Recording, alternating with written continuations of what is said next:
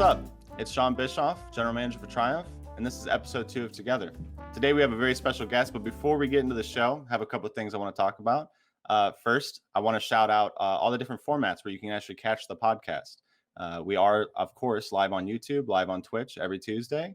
But if you're more of a listener, we actually this week finally got approved and moved through to Spotify as well as iTunes. So if you're the type of person like I am that prefers to actually just listen to podcasts instead of watching them, check us out on iTunes. Make sure to subscribe to us on whatever format it is that you like to watch the podcast to make your life a little bit easier. The other thing I want to say before we start today is I want to give a shout out to a couple of Triumph sponsors. I want to talk about Advanced GG and RESPAWNProducts. These guys have been working with us closely in the last couple of months with our teams, and they've made my life a lot easier. So I want you guys to give them a little bit of love. I will put some links down in the description below. Right now, we do have discount codes with Advanced GG and Respawn to get a little chunk of change off when you order products from them. So make sure to check them out if you need a chair or if you need some energy supplements. Those are the brands I go for. So just giving them a little bit of love, thanking them for their support for us recently.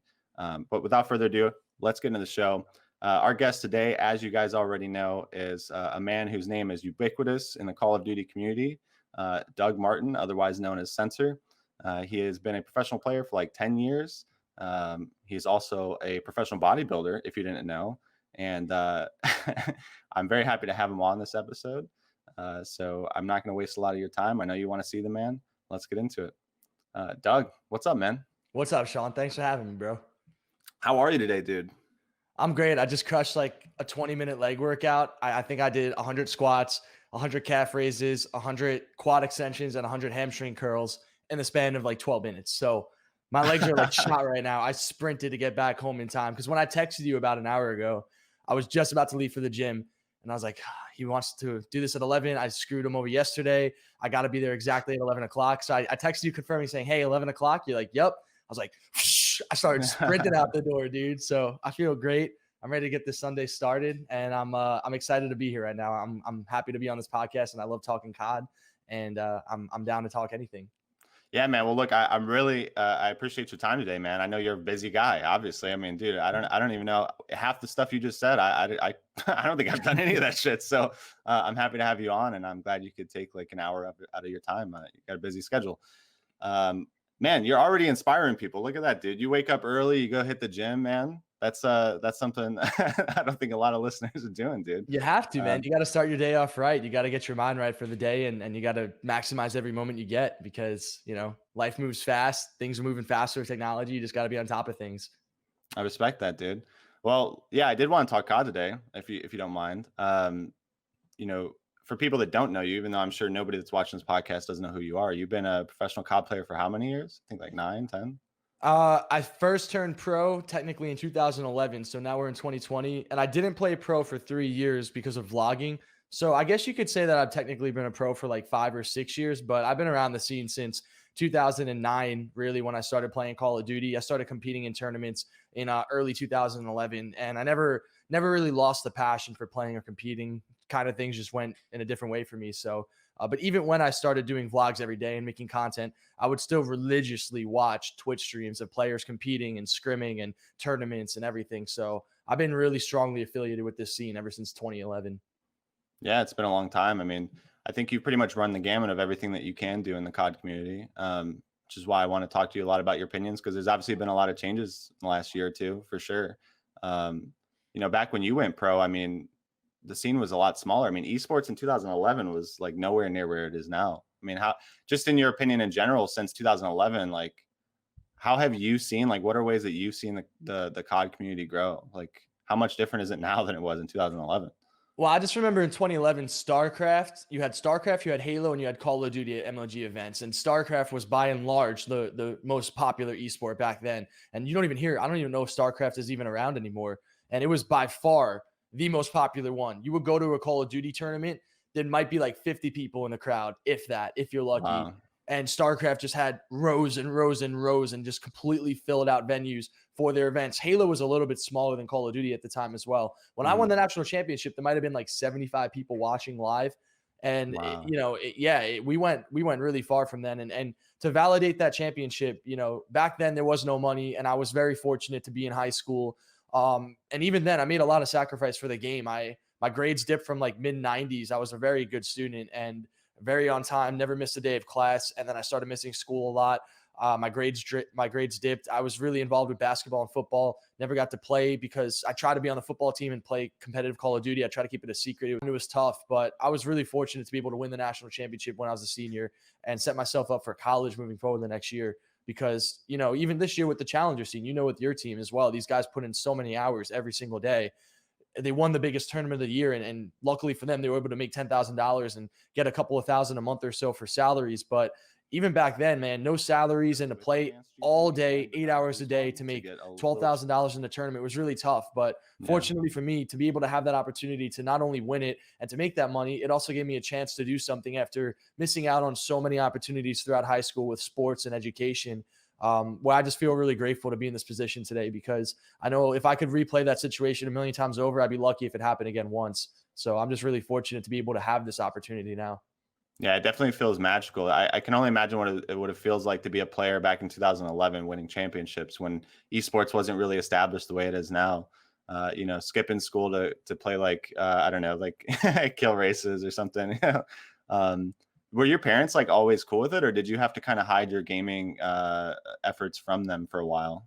So my mom and my dad were divorced. So my mom was my Okay. primary caretaker and I lived with her. So she was really a pushover and I used to be able to take advantage. So for example, I would play Call of Duty until 1, 2 o'clock in the morning.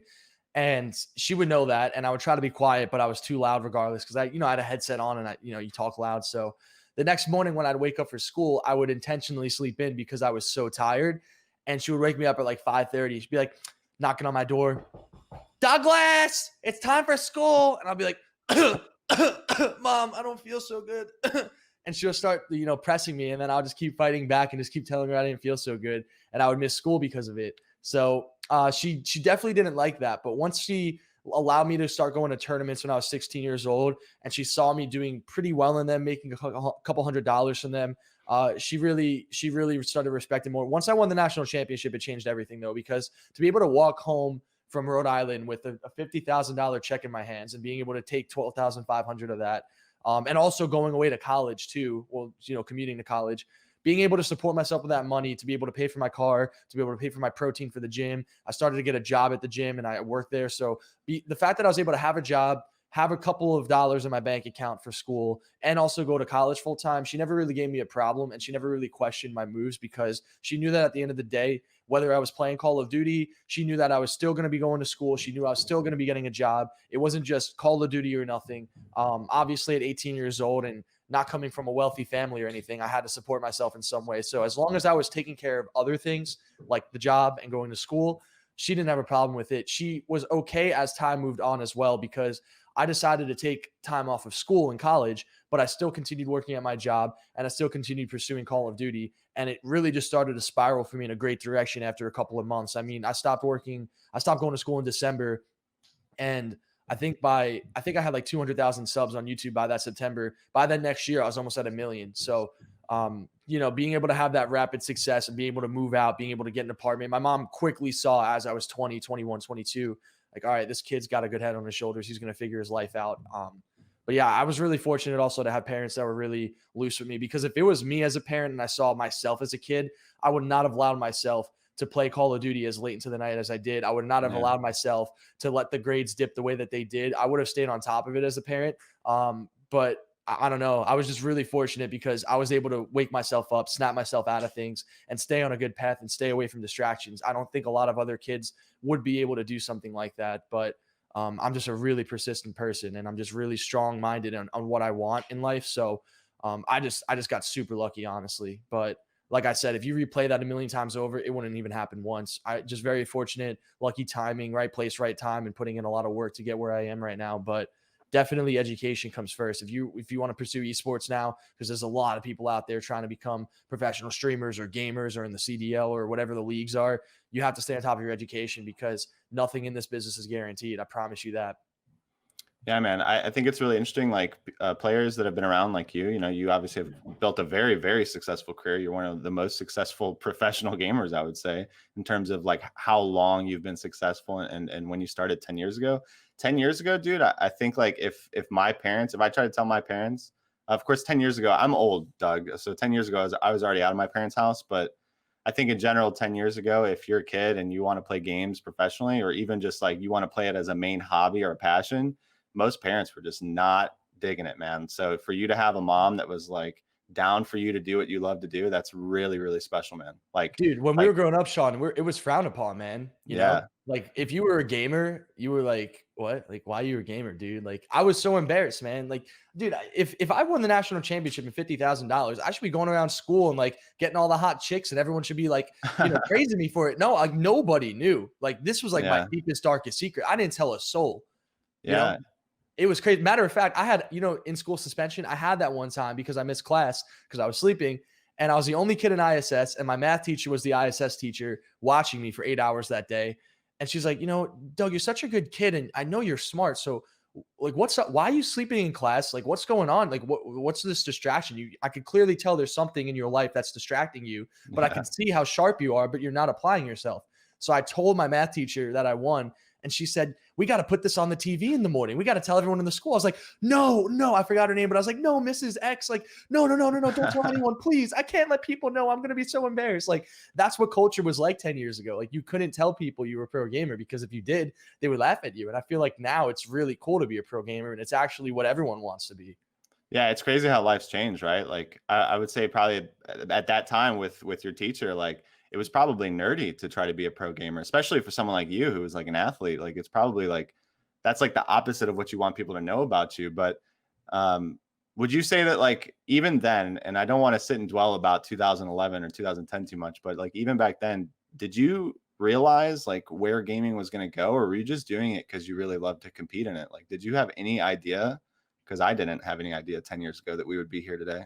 No, I was just so focused on being the best player. Honestly, nothing else mattered to me. I just cared about being number one. I wanted to be number one in the world, and I thought being ranked on the public leaderboards was being number one. So I said, okay, what do I need to do that? So I started to do it. I played 14 hours a day every day, became number one, held the lead at number one undisputedly forever until the point where nobody could catch up to me. I think I got past like 2 years later because I literally didn't play that game anymore. But like I wanted to be undisputed number one. And once I got that, I was like, this isn't the best. Where's the best? MLG, got to win MLG. Then I started playing against the best guys like the Scumps and the Aches and the TPs. And I'm like, wow, these guys are better than me. How do I beat them? And I started, studying and figuring that out. And then before I knew it, when I was in, my junior year in high school or senior year in high school, I'm teaming with Scump and Aches and Teep, and we're all in the same squad. And I'm in class, and instead of focusing on my grades or my football game coming up, I'm just thinking about how I'm playing Arkin and CTF, and Scump's going to drop 50 with an ACR this game for me, and I'm going to pull like 8 flags. Like that's where my head was at. Didn't even think about money, championships, none of that. Just wanted to be the best player, period. And nothing else really mattered. So, like I said, when I did win the national championship and I was able to reflect on all the work and the time and the money that came from it, I started to realize that time is money and you had to be able to be smart with it. So I did not see a future with Call of Duty or competitive. I thought I was lucky to win the tournament. It was the biggest one at the time, and I didn't see any growth with it. So I just decided to stop playing and just go straight into college and pursue being a businessman. I didn't know what I was going to do, but I was like, I got to go get my education and I got to really have a 4.0. So I just really pursued just being the smartest kid in my class. And I saw Nate Shot doing his thing. So I just immediately stopped college. I was like, yeah, I'm doing what Nate's doing, but I'm going to beat him at it. Like I was just always really competitive, and I held myself to a standard where whatever number one was, whatever the best was in anything, I always had to compare myself to it and excel in it and see what they did, but do more than them. Like I would study people very hard. And I think that's the reason why I'm at where I'm at today.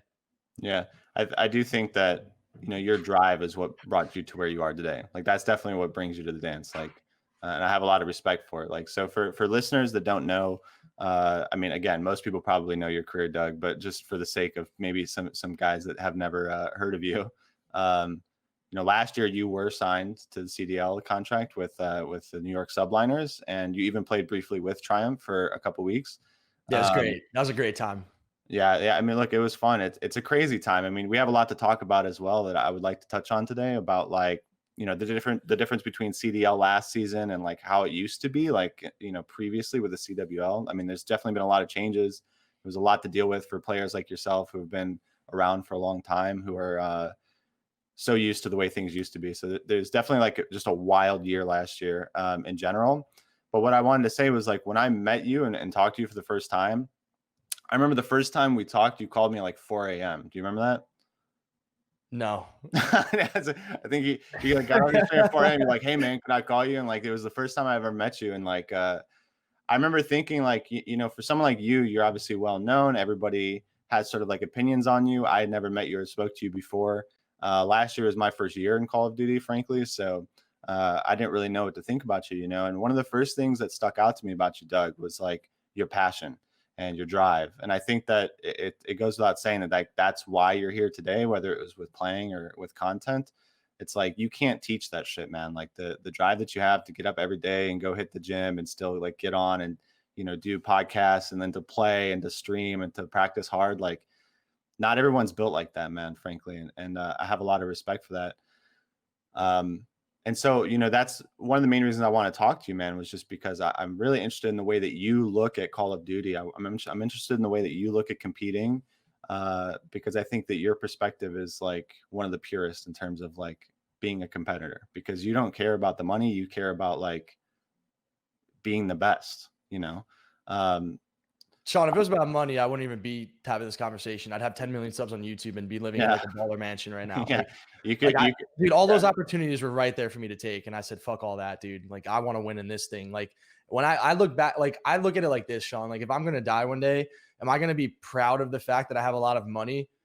Like, no. Am I going to be proud of the fact that I have 10 million subs on YouTube? Probably. Like, that'd be awesome to be able to reach so many people. But in order to get to those levels, sometimes you got to do things that put you out of your comfort zone and go against your morals. So I try to find a good balance in my head of like, what's morally correct for me. For example, like to get to, if you could ask anyone on YouTube who has 10 million subs, right? Like, how do they get to there? They got to do some shit that they probably want to do morally or ethically half of the time, unless they're really lucky with gaming. Like Ninja's an exception to that, where play Fortnite 12 hours a day and you just blow up, right? But there's a lot of YouTubers in my personality, in my field, where you got to make, clickbaiting vlogs or challenges or skits or pranks. And you get so burnt of doing 1,000 YouTube videos, 1,500 YouTube videos, 2,000 YouTube videos. You're always thinking of the new next idea. It doesn't matter how good your last month was. Doesn't matter how many views you got. Doesn't matter if you got 500,000 views every day on every video. What are you doing next? And that cycle doesn't end. So it gets to a point where you have to start really being extra creative or having a good group around you or something. So I started to realize like, I want to be able to take everything I've built, but I want to transition this back to where I truly care, which is competing, because competing doesn't ever get old. Sports never get old. I watch and love sports and I love them every day of my life. I wake up and I watch sports talk. I play, I compete, I watch Call of Duty, I watch sports at night, I watch sports analysts, it's like, it's all I do. So that's what I love. And that doesn't get old or boring. So if I could transition my lifestyle and what I built with this content and this platform to making people as interested in these sports and these competitive video games as I am, that's where I ultimately want to be. So, and also the most important thing to me, more than anything else, is to win a Call of Duty World Championship. Like to be able to know that like winning the national championship was amazing at the time because it was the biggest thing. Then they announced the world championship, Sean. And I had my first crack at it was my best crack. I was the number 1 seed at that tournament and we choked and we didn't play that well and we got 4th. And we were by far, in my opinion, the best team. So we had that one shot. And since that one time in 2014, I haven't even had a chance to really play because I, took off with YouTube, never got to play. And the rest of it from there. Yeah. So that to me is the number one thing. It's like, screw the money, screw the views, screw the YouTube, screw all this. Like, yeah, I'm going to maintain all that and focus on it too. But being in a situation and a system like how you guys had for me last year in Challengers, that's all I could have asked for, with Call of Duty and the league being its first year and being on the subliners and not even getting a chance to even play Call of Duty. To get the chance from your squad to even play on the team was what I really cared about the most. And it just sucked. It was so late in the year, but like, that's really what I live for, is being in those situations where people that you could look at them and say, hey, this guy knows how to play. Like, that guy knows how to play too, like these guys know how to win, because when you have that winning feeling and you're around the best in the world and you play against the best and you beat them, you know what it takes and you know who hasn't and who doesn't. So to be able to even be in that system for a couple of days, a couple of weeks after all the shit I had to deal with that year was honestly just such a breath of fresh air to me. So yeah, like winning and your legacy at the end of the day, like money doesn't matter. It's what you do with your life and how you inspire people and the way that you conduct yourself, and the messages you try to send and the goals that you try to set. So If the goal is money, fall on YouTube. Don't play COD because it's going to be a lot harder to grow in it. If the goal is to win, then this is the way that you got to go about it. You just got to play the game and be around the right guys. Yeah. Yeah. I think that's a beautiful perspective, man. And that leads into something that I think is really important that you started to touch on, is like what it's like to be a CDL player that's not like, playing, and like you as a competitor, you just want to fucking play. So I think it's important to talk about this actually, because the new CDL format, obviously, that started last year in 2020 is a lot different from how the CWL was run for whatever 5, 6, 7 years prior. I mean, I don't know when the CWL started, like 2012, I guess, like you said, after a national. I think the Call of Duty World League started in around like 2015, like Advanced Warfare, if I'm Like not 4 or mistaken. 5 I think years. it was Okay. I think it was MLG prior to that, like from 07, or I think it Right. was Right. 02 or whatever when it started. But I think 2015 is when they switched to CWL, or 2016, around that time. Yeah. Okay. So yeah, it's like I thought, maybe like 4 or 5 years. But basically, this transition to the CDL and the way it is now, with a franchise league, with a geographical franchise league with city-based teams, it's kind of changed everything. And I've seen this already, and this. I talked to you about this anyway. It's like I had seen this for 3.5 years with Overwatch League as well, because they started their professional league out with the same format as the CDL, and it definitely it brings a lot of challenges. And for a scene like Call of Duty, where you guys had many years of competing in a completely different way in open bracket formats and such, it definitely brings like a totally different perspective on how to become successful as a competitor. And so I want to talk to you a little bit about like the CDL, now that we are in between CDL season 1 and 2.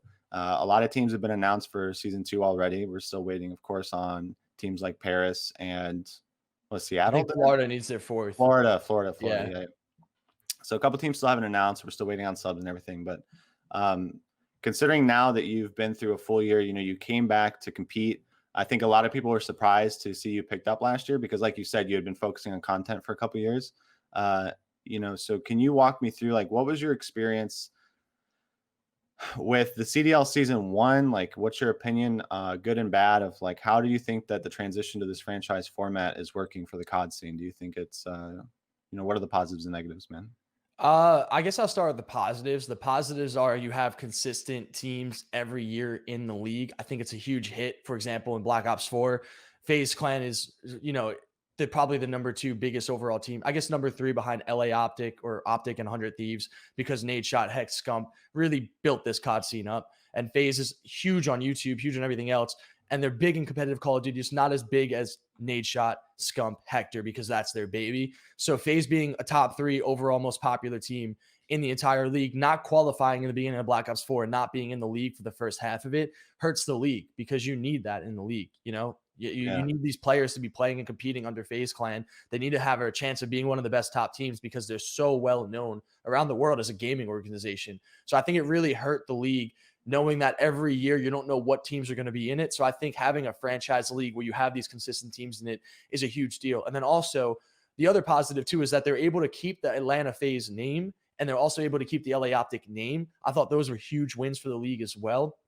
And I think obviously now with 100 Thieves being in the league, that's the biggest win we've had of 2020, because Nade Shot is the ultimate COD father of our scene. He's the reason our scene is here with Hector and Seth, but he is really like the main face of it, right? Like Nade is always going to be the face of COD.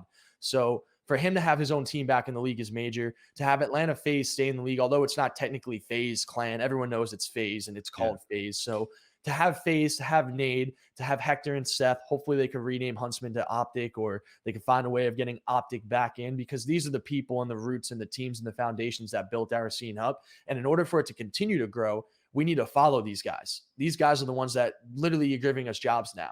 Like these billionaires wouldn't be coming in our scene investing if they didn't see the growth, and the growth all came from these 3 individuals, and then FaZe. And then you also have Hastro, and you also have Dallas Empire too, who have been a staple. And we need more of that, and we need more rivals to that. And that's how it's really going to grow. So to have those consistent platforms here every single year, and then obviously having the funding and the ability to get funding from billionaires and be able to have this investment is huge. So that's the best thing about the league. The negatives of the league, the number one negative was the fact that we had 12 teams.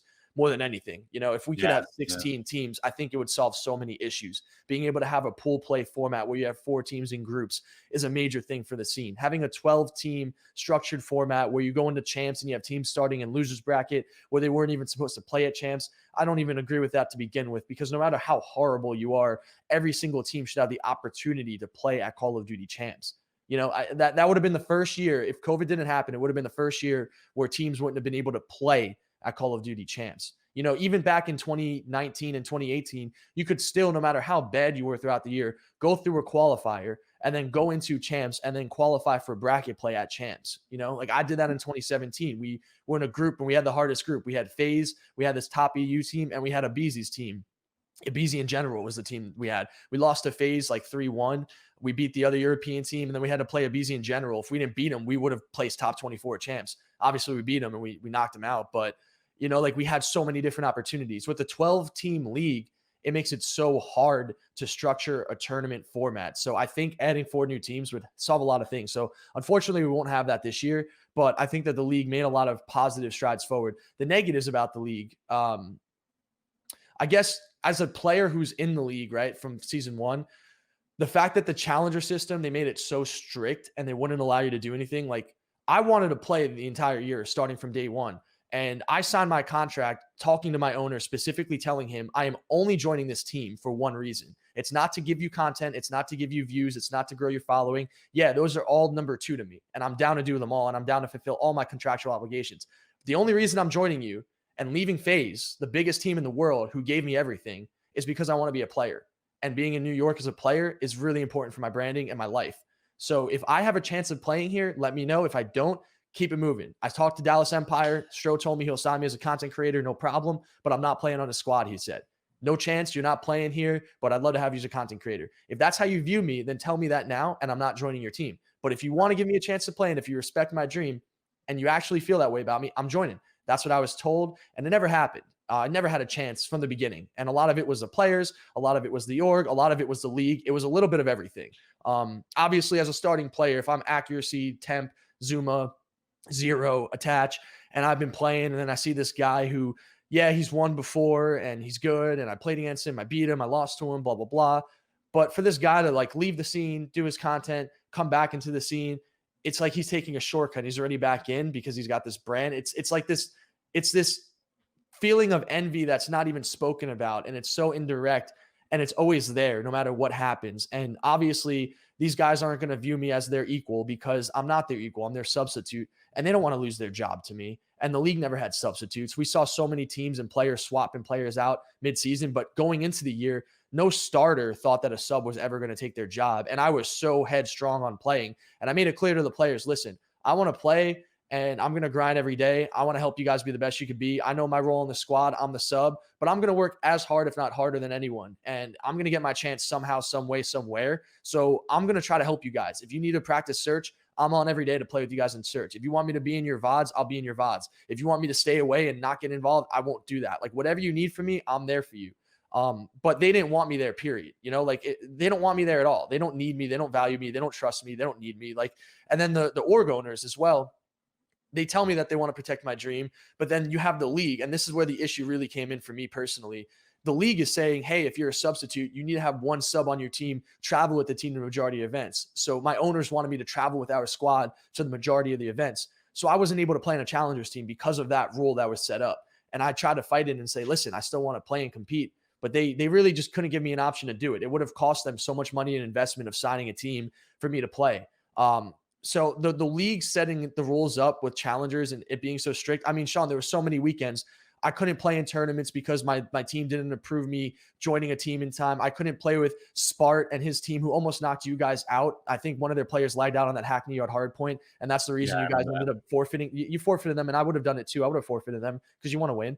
But like those are the players I could have been playing with at champs, but I couldn't because of the league's rules. When I was still on your team and I got benched, I couldn't join a different team. That was another top 5 team in Wester because of the league's rules. So the combination of my org owners just not knowing too much about the scene going into year 1 and just trusting really just their coach and their starters and their word on it, with the players not wanting me to be there at all, and the league's format of how challengers is set up, it was really just a situation just destined to fail. And it was a big mistake, honestly. I should have never done it. But what am I supposed to do? I'm hearing that I'm going to get my dream protected. I'm hearing that I'm going to have opportunities to play. I'm hearing that these guys trust me and want me to be the face of their franchise. Yet there's no actions being involved. We go into LA and we play with the substitute who hasn't even played a single game of practice yet. I can't even get a day of practice to try out. At least with you guys and fellow, they call me up and they go, Doug, you're our number 3 option behind fire in general. We're going to give you a chance, but we're probably going to go with these guys. But we respect you. We know you. We're going to give you a chance. And I took advantage of it. I played better than them and they let me on. Imagine if I had that opportunity with subliners early in the year and had some reps and were able to play and go into a tournament. It all would have changed things for me, but I was so censored and restricted, no pun intended, where I couldn't even play. Sean, I had to sit there. I don't think people really understand the shit I went through. I didn't have to do any of this. I could have just quit early in the year and just focus on content. And I would have gotten shit for that either way. They would have been like, oh, you say you want to play and win, but you're not doing anything. What did I do instead? Every day, I'm sitting in my team scrims. I'm there at 1:55. I sit there until 7 p.m. watching them, hearing them, argue, go back and forth. Try, how it is with practice. It's just always stressful and people want to get better. I'm listening to this in my head for 5 hours. I'm the first one in a tens lobby. I can't get picked in it. I have to wait until 2 o'clock in the morning if I'm lucky to get picked in tens. I'll go days without even getting to play a practice game. Then I'll talk to my org owner. Yo, this ain't it. This is not healthy. I can't sit here for 14 hours a day, literally watching COD. Like, this is ridiculous. I need to be able to play. All right, let's talk to the league. 2 weeks later, the league tells me I can't play. It's like I'm going through this cycle every single day. It's so unhealthy. It's so stressful. And I'm just sitting here collecting this paycheck and I don't want to collect it because I just want to play. And I'm just screwed at this point. And then COVID happens and I'm locked down. And it's like, well, I just got to make the most of it. I just got to push through it. And all those practice 10 sessions, which isn't even actually team practice, is the reason I got the tryout with Triumph, is the reason why I was able to play well in my tryout. But unfortunately, I didn't have enough team practice, so being able to play a day of, team scrims and try out against Draza and Dylan Rex and UYU and those guys and play well against them, I was able to do it. But on a consistent basis, I wasn't able to stay at the level I needed to because I only had a total of 4 team practice sessions and it was already in May. So the whole year, just everything about it was just from the beginning, by far the worst year of my life in terms of just sitting there for 14 hours a day, trying to play and not being able to do that. Hearing that my dream is protected and I'm going to be the future and the face of your franchise and you want me to play, but I'm never able to. And then the ultimate disrespect, putting Happy in over me without even giving me a chance in scrims. Listen, if I go into these scrims and Happy plays better than me, let him play. And I wasn't mad at him at all. I saw him at the event and I was being the best teammate I could to him. I'm like, yo, listen, Happy, I'd die to have your shoes right now. I'd die to be in your position right now, bro. So if you're going to have the shot, you better take full advantage of it, bro. I'm behind you, man. Go out and do your thing, dude. Because I'm not going to be mad at him for getting my job. If he gets the job, he gets the job. But I was just really upset with the players, the coaches, the org owners, just everybody involved in that situation. And I didn't say a word about it the whole time. They were really fortunate that I didn't open my mouth because sometimes I say things that I shouldn't. And I feel like that was one of those times I should have said something. But, I just feel like people just really disrespected me. They really treated me like shit. And I feel like a lot of people feel that way too. So the way I look at it, I just used it all and I just harness it all up. And I know the hours these guys put in. I know what it takes to win. And nobody puts in more hours or wants to win more than I do. So put me on a stage with those guys when we get the same amount of practice and they'll lose because I never lost in the finals and I won't because they don't want it more than me. So, and on top of all the shit I dealt with, oh man, forget about it, bro. Like I already had that fire in me. I can smell the smoke and the fumes, man. It's so much, stress at the end of the day, just a lot of stress and a lot of people critiquing you and judging you all the time, no matter what you do. Yeah. So it's a lot to bottle in and it's a lot of energy. And I just need to be able to think about it in a way where you could focus it in a good direction and just use it to fuel you because this is your character here. This is where you could either get broken, feed into it, or you could push forward through it. And I choose to take the second path. Yeah. Well, look, man, definitely a lot to unbox it. Like, I think I'm glad that you brought all this up because I think this year with the advent of the CDL this last year, a lot of people that bought up the CDL spots they've never built a team before. They've never worked in COD before. So there's a lot of people in charge that don't necessarily have the team building skills or the scene knowledge or the understanding of how teams work, frankly. So it's created a lot of challenges within a lot of the CDL teams. And I think we've seen many teams suffer last season, and we'll see teams suffer this season from just having people that don't necessarily know what they're doing in charge of the CDL teams. I can't speak much for New York subliners and what happened with you and your time there. But I do think that there's this big issue that happened last season that a lot of people didn't expect, which is like the integration of substitute players not being done correctly. Someone like you, for instance, there's two types of players that took a subcontract last season, and it'll be the same this season. There's players that take a subcontract thinking like, okay, I'm going to do and I want to do whatever I can to prove to the coaches that I deserve to play, and I'm going to get my shot to actually start at some events this year and hopefully take a starting spot. Obviously, as a sub player, you don't want to take somebody's job, but like as a competitor, you want to get the starting spot. So, you go into the year thinking like, oh, I'm going to get an opportunity to do so, and that might never come. And then there are some players that just want to be on the bench so that they can put the CDL team's name in their, Twitter description and just lean back and collect the paycheck. So you have two different players that are taking sub contracts. But one thing that I talked a lot to our guys about last year, like early on in the year, we're talking February, March, um, fellow Royalty and Nagafin, at least, they all denied sub spots because they kind of knew that if we take a sub spot and we sit on the bench all year and we don't get an opportunity to play, then we're going to fall off, or we're not going to be sharp enough when the time comes later in the year to actually compete. They're competitors too, like you. So when you're a competitor, it doesn't really matter which team you're on. You want to be playing all the time, dude. And so challengers is supposed to exist so that you can be competing all the time. I think that this year, one thing, at least at the very least, with the affiliation rules that have changed from the CDL, they're trying to open up challengers a lot more to allow a lot more substitute players to actually play in the meantime while they're sitting on the bench. I do think like that's not a solution though. I think like the best situations on CDL teams are going to come from really good coaching staff that know how to integrate their sub spots. Like I don't think you can just sign, and this is just my personal opinion because I've seen this in the Overwatch League for many years.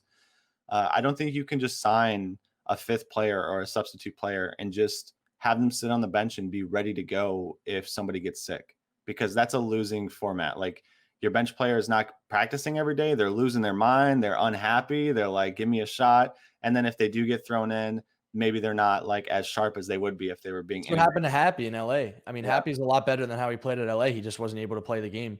Yeah, Because he was able to grind every day. He definitely would have performed, 100%. pretty well he's a good player. He just wasn't able to play. 100%, man. And that's why, like, I think the best teams with the best coaches are going to figure out ways to integrate their substitute players and their deep roster. I mean, that's why I think like last season you saw some teams, like I think Toronto Ultra did this, where they had like a 10-man roster. And the whole idea is to integrate all of your players.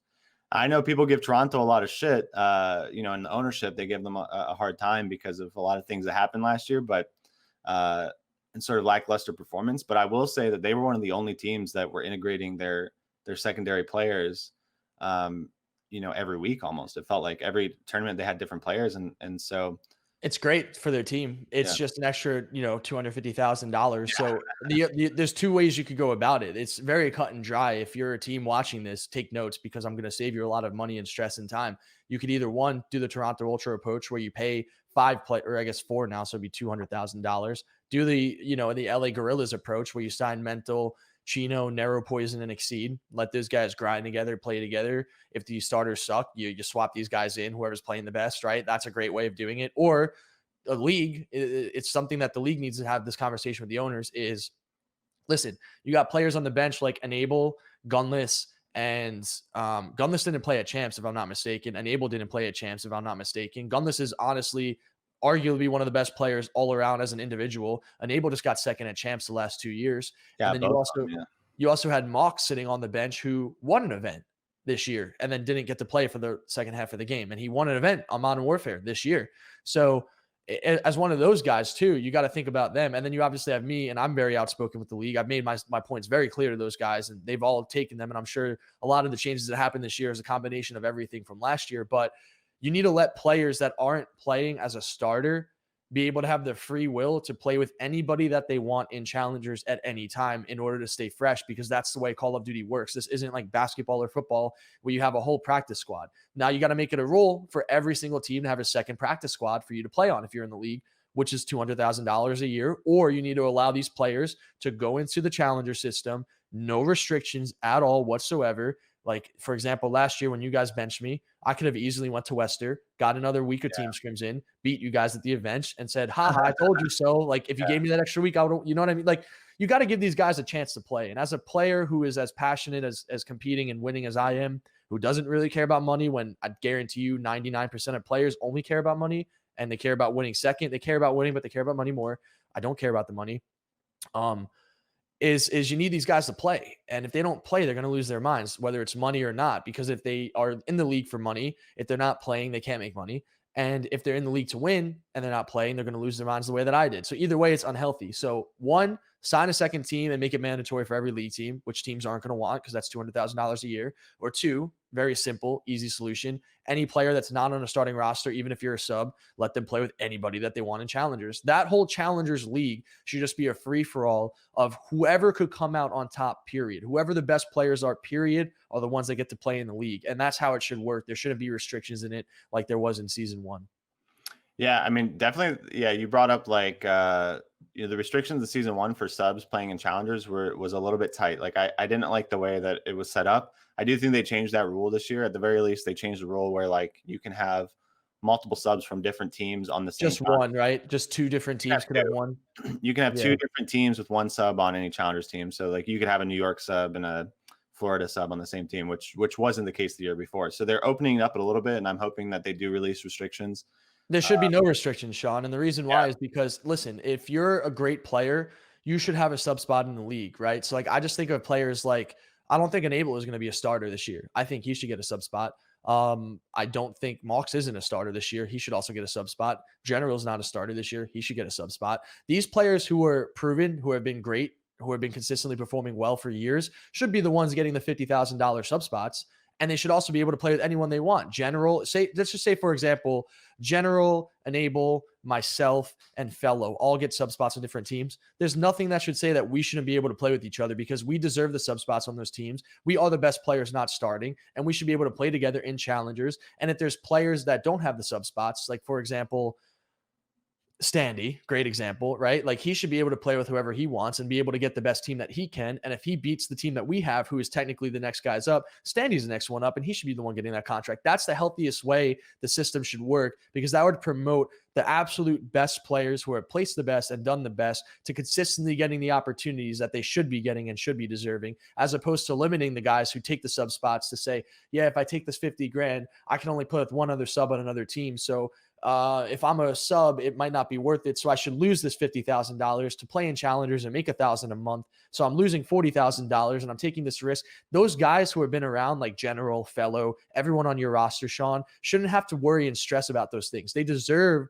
the best opportunities to be at the highest level because they've earned that over their careers. That's why I'm a really strong believer in no restrictions in challengers. It's not the league. Listen, if you're in the pro league, you got a $250,000 contract. I get the restrictions. You play on this team, you represent them. If you're not, it should be a free for all of whoever could be the best and whoever could come out on top. Yeah, I could definitely see that argument, man. But I think that there needs to be a lot of restrictions because like, to be honest, there's two problems. The first problem is that if you're going to take a sub spot in the CDL, it should be worth it, which is not it's not the player's fault. It really is the CDL team's fault if taking a sub spot is not worth it. If you're not getting integrated into the team, if you don't have a chance to fight for a spot, if there's not a competitive environment where you as a sub can actually end up starting if you're playing better, then that means, in my opinion, that's the CDL team's fault. So, like, I don't think that the league should correct too much for a CDL team having a shitty program, frankly, where they're not integrating their sub players. Well, how can you integrate the sub player then? What if your team is set? You know, like a lot of starters in any league in sports have a set starting roster, and then, you know, their bench doesn't play. They get to practice every day, though. But if you're on the bench in Call of Duty, how am I going to practice if I'm not on a starting roster? Because Call of Duty is a very specific team game.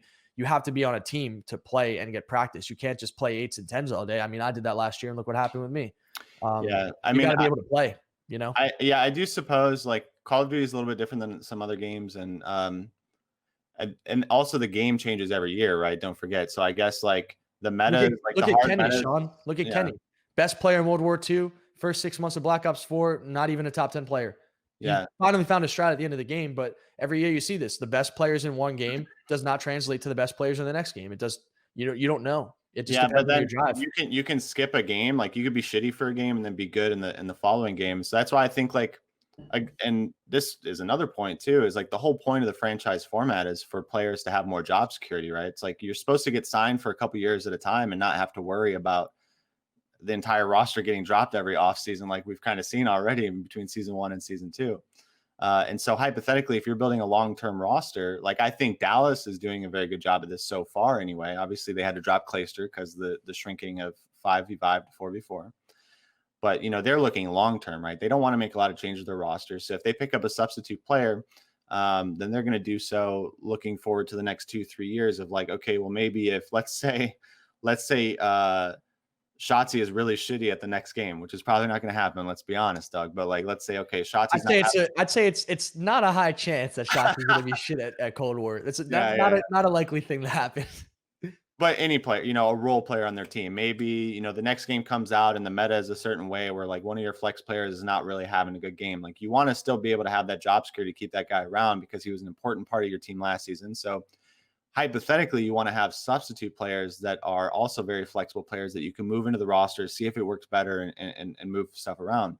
The problem is that most coaching staffs in the CDL are not really mentally thinking that way yet. And so this is a long-term goal, I suppose. But in terms of like what that means for challengers, I do think that subs should be allowed to play in challengers, and they are, and it's opening up a little bit. So I'm seeing some improvements there going into season 2, because the worst thing that can happen, no matter what, Doug, is more or less what you experienced last season, which is like if you take a sub spot and you don't get playtime, you might as well chalk it up like the whole year is a waste of your time. You're just if your coach doesn't even let you get a day of practice when you're going into a tournament benching a starter, and the player that's playing over you hasn't even played the game, that's a huge red flag to me, And if that happened to me, it's definitely going to happen to somebody else. I'm not the only one who's going to see this. I definitely got the shit end of the stick, hands down. And then people will be like, "Oh, you got paid." Well, screw the money, dude. I'm not here for it. Like I could have stayed in FaZe Clan and made $1 million last year just being a content creator and streaming and uploading. But I want to be here to play. Like it's not about the money, man. It's about the goal. The goal is to win and to build the coolest team. Like, and that's another thing too, Sean. I agree with a lot of the points you make in terms of challengers and substitutes. They got to be able to play in challengers. I think you and I both agree. But the overall goal of this league, I think, is to make money, right? Like to build an audience and to make money. So you need to follow what the greatest guys in our league do. Scump, Nadeshot, Formal. You got Clay to an extent, Crim to an extent. Octane's doing an excellent job right now. He needs more recognition. You need these guys, no matter how great you are at COD. Look at Nade. Nobody will ever say Nadeshot's a top 10 player, ever. And people might not even say he's a top 25 player ever. He's had a lot of achievements. He's won a lot. He's had some great players around him, but Nade is the face of COD. And without Nade, our scene isn't here. So we need more Nade shots in our scene. We need more people to replicate his success in our scene. Because if we just have these guys, no matter how great you are, like a Simp or a Celium or an Abizi, you can be the best, most talented players I've seen. But if you're not doing the content and the streaming the way that Nadeshot did, it doesn't matter how great you are, Sean. I was winning events before joining FaZe. When I won Nats, I had 2,000 followers on Twitter. Nobody really cared. Like I won the biggest one, but who cared about it? They only care if you have the audience, and you got to build it up. So we need more people who have audiences or who are willing to build them in order for this league to succeed, or else none of it's ever going to be worth it. Sponsorships won't sell. Tickets won't sell when COVID ends. The league's going to lose a crap ton of hundreds of millions of dollars, and it's all going to go away. And you'll have the players like Simp who are amazing at the game who aren't having jobs. And what are they doing with their lives now? And that was my number one concern, Sean, when I was 18 years old, is I'm the best in the world. I'm a national champion. Look at me. I got $12,000 to show for it and nobody cares. That was my mindset on it. And that still holds true today. Yeah. I mean, you're definitely not wrong, dude. Like there's so much more to being a professional player than just playing the game. Like I've always said that, like creating a brand. This is one thing that you've obviously been very successful at, and it's very wise of you to build the brand in the way that you did, because now you have this huge cushion for your career where like, if you're not playing, you can still do something else to make money. But also for the league to succeed, you need players that are creating brands around themselves. You need teams that are creating brands around their players in order for interest to increase. And that is definitely part of it. That's one huge part of what's going to make. Look at NBA, Sean. I mean, NBA wouldn't be here today if you didn't have Magic Johnson, right. Or if you didn't have Larry Bird. If those guys didn't come in who just took over the sport, then they brought it to MJ, and then you had Shaq and Kobe and LeBron. Like without these superstar people, look, I'm sure there's incredible talents back then, but nobody even cares or remembers half of them. Yeah. You got Karl Malone, you got these guys, but like who's going to care in the long scheme of COD about the most? Like we have some great talent in this league. I could just name 10 off the top of my head: Arcides, Envoy, Sim, Abizi, Celium, Priesta, Major Maniac, Attach. I could go Gunless, Enable. Like I could go on and on and on. No one's going to care about any of these people in the long run if we don't build our legacy now with huge branding and content, because the league isn't going to be here in 5 years if we don't have that. And I don't think these league owners, and I tried to tell this to my owner, I tried to tell this to everyone on social media. I was like, yo, Farzam, like you're going to lose a lot of money if you don't have me making YouTube videos like Team Scrimming Against FaZe, where I'm getting 300,000 views in the video to sell sponsorships and get you more followers. Because at the end of the day, this business is about growing a following and getting more engaged audiences to watch the sport. Then the players could kind of just come in and have a big brand. I look at Juju as well, Juju Smith-Schuster on the Steelers. I remember right when he got out of college, he DM'd me. He's like, I want to be in FaZe. I think I'd like put him in a group DM with Tommy or whatever. He started going out to the FaZe house, making content with those guys. Now he posts a photo on Instagram when he wins at a Steelers game and he gets 200,000 likes on it. And he's getting brand deals with hair sponsorships, which are probably 6-figure deals. And that's how the NFL is growing, because he's got this brand now on the side, which is growing the league. He's making more money. He's maximizing his success. If he's not a player anymore, he's going to make more money. He's going to win in the long run. The league, NFL is going to win in the long run. The team, the Steelers, are going to win in the long run. But if we just have these players who just sit here and sip 300 milligrams of caffeine a day and just try to get the best competitive edge and only focus about COD and only focus about winning and don't care about their branding, and it's a lot of work to put in time for branding, then our league isn't going to go anywhere. So there's a lot of pressure on these players right now to do that, because the league can't do it for the players. The league has to hope these players could become the next Nate Shot. And that's only going to come through their drive, through their willing to want to have more money outside of the league and to be able to listen to other guys in the league like myself, like Nate, like Seth, like Octane. You got to follow these guys and you got to learn from them. And we all have to help each other in order for this thing to work out in the end. Yeah, I think you're right, man. And you bring up the NBA. I think if there's one thing the NBA did that really just set the stage for every other sports organization, and really what most esports organizations are trying to do now, is like they create a league of stars for sure. It's like the reason why the NBA is like the most successful sports association is because of the star power. Whether you're talking back in the 70s and 80s, you're talking about people like Magic Johnson, talking about Michael Jordan. Michael Jordan was the first athlete to have like this insane like $1 billion shoe deal, like when people realize like, oh, the star power is in the players, that's what made the NBA, so different. That's what separated them from the pack in terms of like success. And they're still having success today with people like LeBron and the star power behind Luka Doncic now. Now the NBA is at a point where a player like Luka Doncic could just come in, play extremely well, and become a huge brand just because he's playing well. Yeah. Look at the players in our league, dude. Look at Envoy. He's on the Chicago Huntsmen, the most popular team in the game, right? He's an amazing player, an amazing teammate, but he's not getting 1 million followers in a year from playing Call of Duty. Nobody is. The only players that have it are the players like Seth, Formal, myself, Nade, Krim, Clay. It's like it's such a small group, dude. Yeah. You need these. And you look at other teams, like look at Florida Mutineers. Look at Caesar Skies, dude. The guy won like 3 tournaments this year. And like he's not getting 1 million followers a year. Like Luka could just come into the NBA, play well, and get that. We got players that are incredibly talented, like Caesar, like Pharaoh, like Methods, and he's even making content. Like the scene just hasn't gotten to that level yet, and we need another big bang, like how Nade did with Optic and Hector in Black Ops 2. I saw it in front of my eyes, and that's why I dropped out of college. It was a no-brainer to just see that happen, and we need something like that to happen again. And I believe the only way it happens if you have players like Octane, like myself, like Seth, like Nade, making content, rivaling each other, making 1v1 videos against each other, playing each other in tournaments and playing well in them, making fun content around that. That's how it's going to start. And then other players like the Envoys, like the Set, like the Skies, like the Pharaohs are going to follow the lead, and they're going to be able to blow up as well. A great example too, Sean, I'm sorry for going off on this tangent, but last night, I don't know if you watched this, there was a huge Warzone tournament. The first place guys got 37,500 each.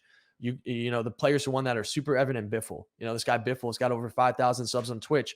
He was playing with Nick Merckx, and he was winning tournaments with Nick Merckx, and he was so good that he was on that audience, Nick Merckx's team, and his whole audience was watching Biffle play. And now he's got a huge following on Twitch. Super Evan's following is growing on Twitch because he's affiliated with Biffle, who is affiliated with Nick, and Super Evan's a great player. Like they all grow off of each other. And that's something that's very important in our scene. The players and the orgs have to be able to grow off of each other.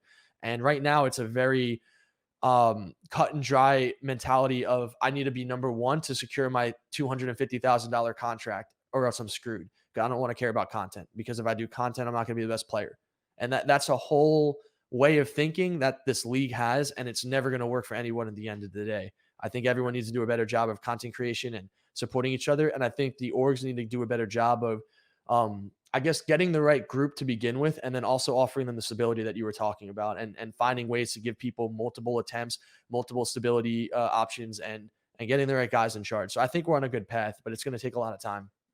Yeah, it's definitely going to take time. I mean, we have to evolve. Like the whole like advent of having a franchise league is like everyone said, oh, let's just take the NBA or traditional sports format and let's just do it in esports. And I think that we found out within the first couple of years of seeing this with the Overwatch League and now seeing it with the CDL.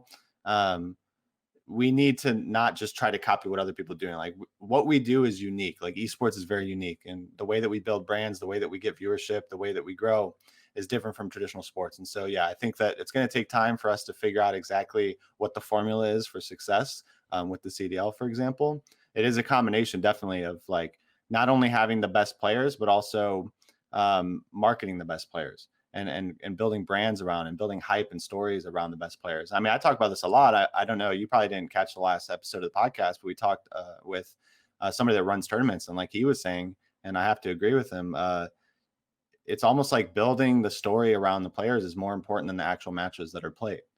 So I Every definitely player see needs to that. be streaming. Like it should be a mandatory thing that if you're playing in a tournament, it should be live. Everyone should be able to watch everyone's point of view. If you're watching a sporting event, if you're watching NFL, NBA, golf, soccer, baseball, anything, everybody could watch the game. You shouldn't have to just tune into one player. With Call of Duty, it's so unique that every player could show their point of view, or there needs to be a Yeah. stream. Yeah, like you just the only way for these individuals to grow is through streaming the tournaments. That's the only way. And then obviously uploading content on YouTube as well. But the main thing to me, if players all stream the point of views, had a webcam, had their face cam on, and people could see them, it would help so much. I would love to see, Sean, if every player in the league or in challengers or whatever were streaming their tournaments for an entire year, the growth of Call of Duty esports on Twitch. I would be very It would curious be to see that insane. number. It would be Yeah. insane and it would happen very quickly. Yeah. No, yeah, I think you're right, man. And I don't you think that one of the things that's so special about esports in general is the accessibility anyway.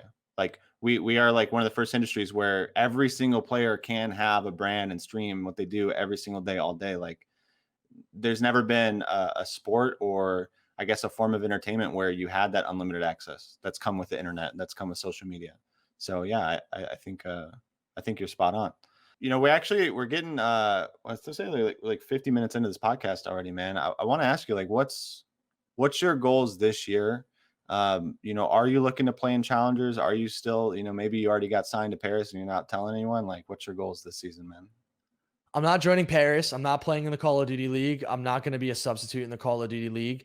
Um, for me, it's really just about being on the best team. I don't even care about the title of being in the league or not. I thought about that a lot more last year because I was leaving FaZe, and it was very scary for me to be a person who I had a plan for so long of what I wanted, and I did everything exactly to a T. And this was the first time last year where I was going into uncharted territory of the fear of leaving FaZe Clan was real, of leaving the biggest team. So that's why I joined New York, because it's my home and they promised me to build around me in the future. Which I don't think they said that to the players, which was a huge issue as well. A lot of intransparencies there. Like you can't tell me I'm the face of your franchise, because that's what sold me to join New York. If they told me, listen, Doug, like Hastra, like, yo, we got the starting team.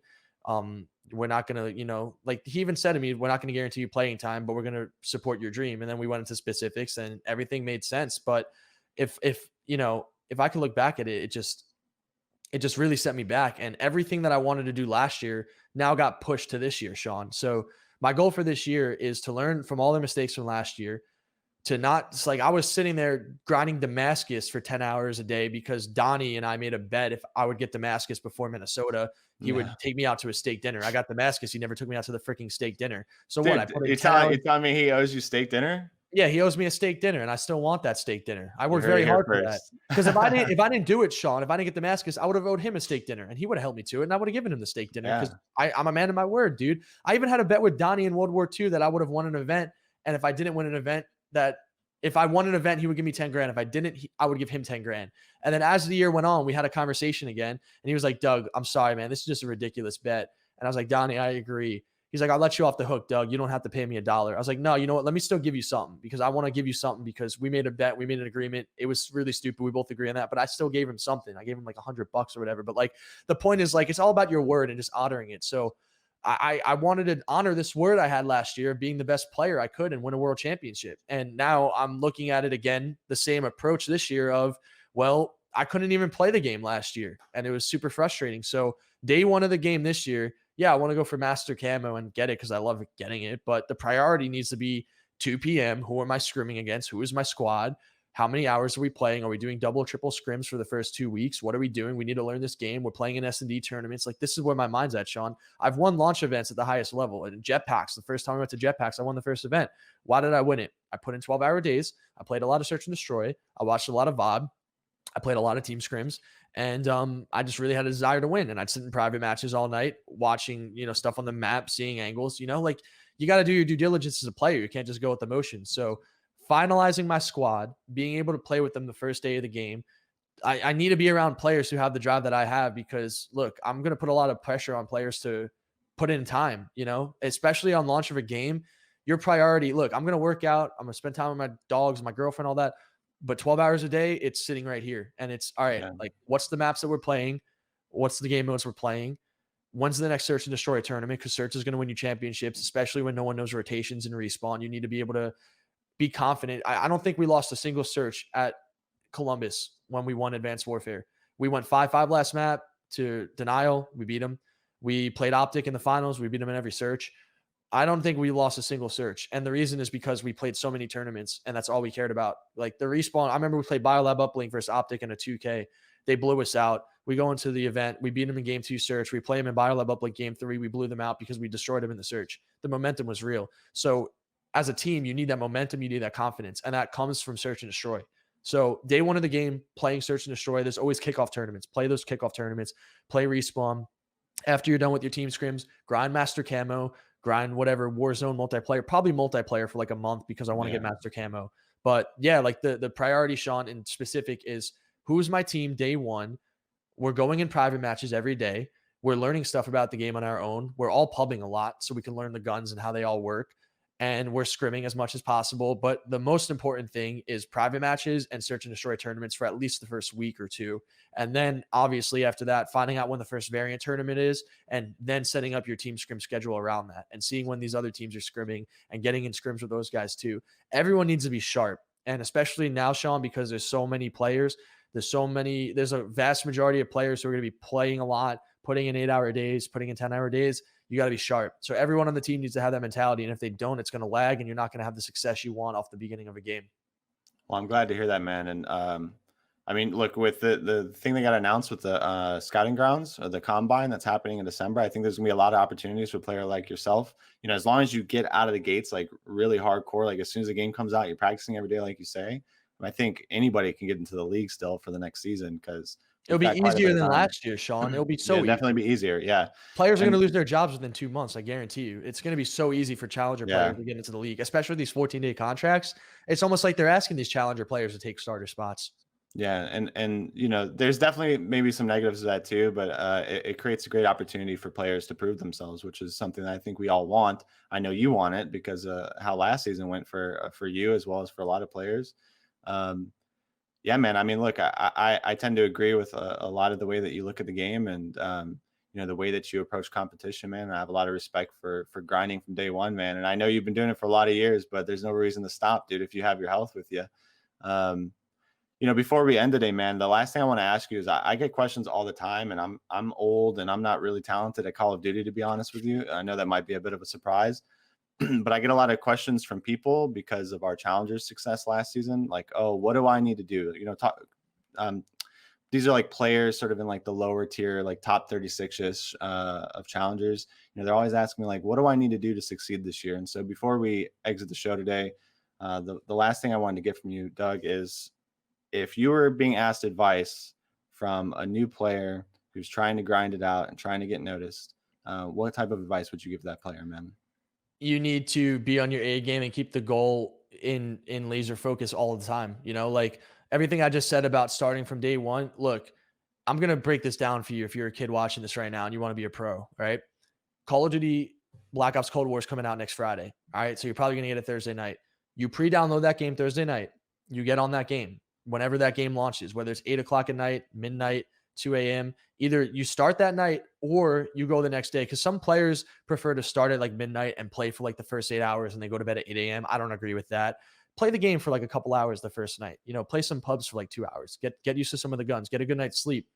Whatever you got the next day. If you got a job, go to your job.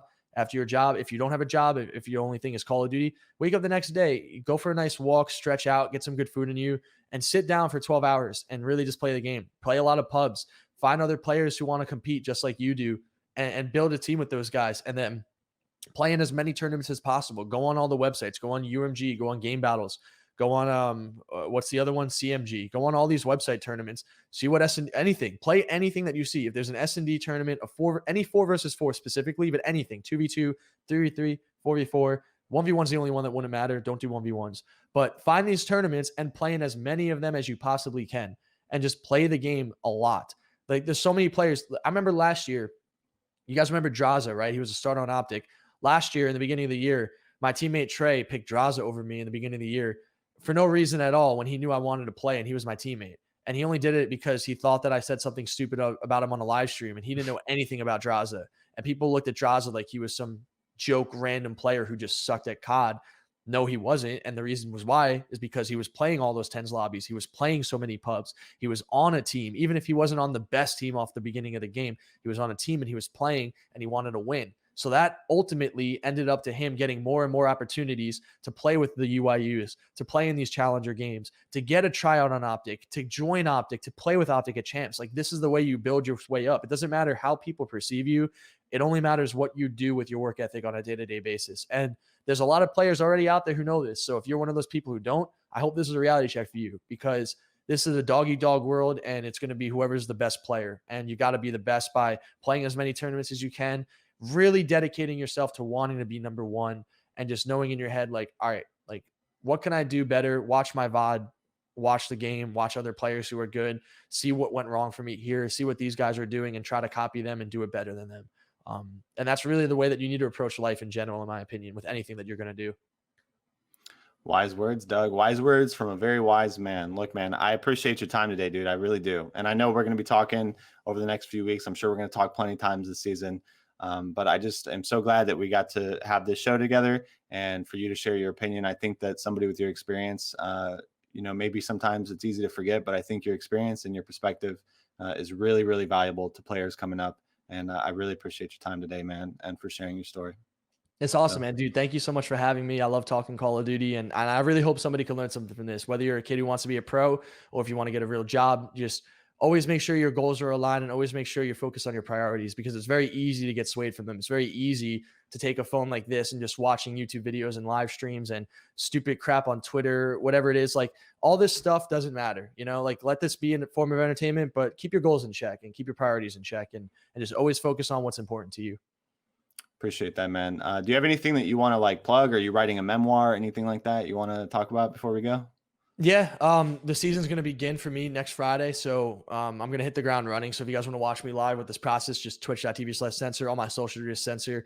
I got no restrictions on me this year, like with subliners last year. So you can see a lot of YouTube videos every day with Call of Duty, uploading new Road to Damascus or Road to Dark Matter, whatever it is in the beginning of the year, streaming the game, playing with my team, whoever my team is, it's still undecided, but just whatever team I'm playing on is going to be at the top. And I promise you that. So it's going to be a fun ride and we're going to be playing against a lot of guys just like us who are putting in a lot of hours and a lot of time. And I'm pretty confident that my team's going to finish number one. So just tune in for the ride and just be excited about it. It's going to have a lot of up and downs and I'm pretty confident I'll be number one at the end of the day. The chains are off, dude. I'm going to hold you to it. You don't have to hold me to anything, Sean. I'm holding myself to it. That's all that matters to me. Respect that, man. Well, thank you. And that's all we got.